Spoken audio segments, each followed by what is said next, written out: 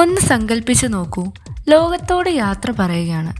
ഒരു തകർച്ചയല്ല, നിലവിളിയല്ല, വെറുമൊരു നിശബ്ദത മാത്രം. ഒരു നിമിഷം ആ വിമാനം ആകാശത്ത് സാധാരണ പോലെ പറക്കുന്നു, അടുത്ത നിമിഷം അത് അപ്രത്യക്ഷമാകുന്നു. ഒരു അപായ സന്ദേശമില്ല, സ്ഫോടനമില്ല, ഒരു യാത്രാ പറച്ചിൽ പോലുമില്ല. ഇതാണ് മലേഷ്യൻ എയർലൈൻസ് 370 ദുരൂഹത. എങ്ങുപോയെന്നോ എന്തു പറ്റിയെന്നോ ആർക്കും അറിയാത്ത ആ വിമാനം 2014 മാർച്ച് 8 മലേഷ്യയിലെ ക്വാലാലംപുരിയിൽ നിന്ന് ബീജിങ്ങിലേക്ക് പറന്നുയർന്നു.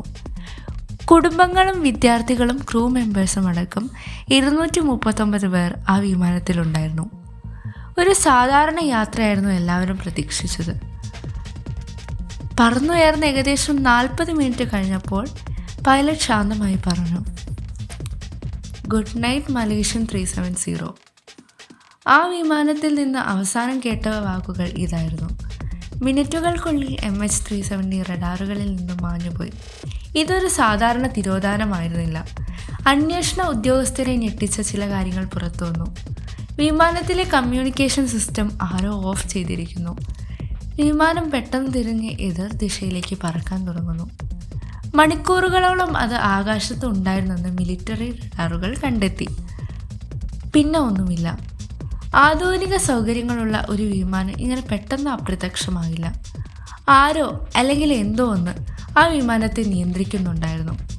സാറ്റലൈറ്റ് സിഗ്നലുകൾ വെച്ച് വിദഗ്ധർ MH370 അവസാന പാത കണ്ടെത്തി. ലോകത്തിലെ തന്നെ ഏറ്റവും ആഴമേറിയതും ഒറ്റപ്പെട്ടതുമായ ഇന്ത്യൻ മഹാസമുദ്രത്തിന് മുകളിലൂടെയാണ് വിമാനം അവസാനമായി പറന്നത്. ഏകദേശം 7 മണിക്കൂർ തുടർച്ചയായി പറന്നതിന് ശേഷം ഇന്ധനം തീർന്ന് വിമാനം കടലിൽ പതിച്ചിരിക്കാം എന്നാണ് കരുതപ്പെടുന്നത്. പക്ഷേ ഭയപ്പെടുത്തുന്ന സത്യം എന്താണെന്നോ, അത് കൃത്യം എവിടെയാണ് വീണതെന്ന് ഇന്നും ആർക്കും അറിയില്ല.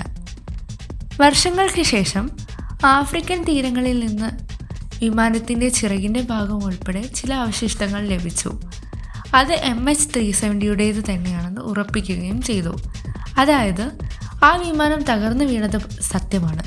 പക്ഷേ ബ്ലാക്ക് ബോക്സ് കിട്ടിയിട്ടില്ല. വിമാനത്തിൻ്റെ പ്രധാന ഭാഗങ്ങൾ എവിടെയാണെന്നറിയില്ല. എന്താണ് സംഭവിച്ചതെന്ന് വ്യക്തമായ ഒരു മറുപടിയുമില്ല. ഏറ്റവും പ്രധാനപ്പെട്ട ചോദ്യങ്ങൾക്കുള്ള ഉത്തരങ്ങളെല്ലാം ആ കടലിൻ്റെ ആഴങ്ങളിൽ എവിടെയോ മാഞ്ഞു കിടക്കുന്നു. പലതരത്തിലുള്ള വാദങ്ങൾ ഉയർന്നു വന്നു. പൈലറ്റ് ബോധപൂർവം ചെയ്തതാണോ? വിമാനം ആരെങ്കിലും ഹൈജാക്ക് ചെയ്തതാണോ? അതോ പെട്ടെന്നുണ്ടായ എന്തെങ്കിലും സാങ്കേതിക തകരാറോ തീപിടുത്തമോ ആണോ? ഒന്നും തെളിയിക്കാനായില്ല. ഒടുവിൽ ആ ഔദ്യോഗിക അന്വേഷണം അവസാനിച്ചത് ഒരു നോവിക്കുന്ന വാക്കിലായിരുന്നു. MH370 എങ്ങനെ അപ്രത്യക്ഷമായി എന്നത് ഇപ്പോഴും അജ്ഞാതമാണ്. 10 വർഷത്തിലേറെ കഴിഞ്ഞിട്ടും ആ 239 പേരുടെ കുടുംബങ്ങൾ ഇന്നും കാത്തിരിക്കുകയാണ് ഒരു മറുപടിക്ക്, ഒരു സമാധാനത്തിനായി. MH370 വിമാനയാത്രകളുടെ ചരിത്രം തന്നെ മാറ്റിമറിച്ചു. ഒപ്പം മനുഷ്യ ചരിത്രത്തിലെ തന്നെ ഏറ്റവും വലിയൊരു ചോദ്യചിഹ്നമായി അത് ഇന്നും അവശേഷിക്കുന്നു. നിങ്ങൾക്ക് എന്തു തോന്നുന്നു? MH370 ശരിക്കും എന്തായിരിക്കും സംഭവിച്ചിട്ടുണ്ടാവുക? ആരെങ്കിലും മനഃപൂർവ്വം ചെയ്തതാണോ? സാങ്കേതിക തകരാറാണോ? അതോ നമുക്ക് ഇന്നും മനസ്സിലാകാത്ത മറ്റെന്തെങ്കിലും?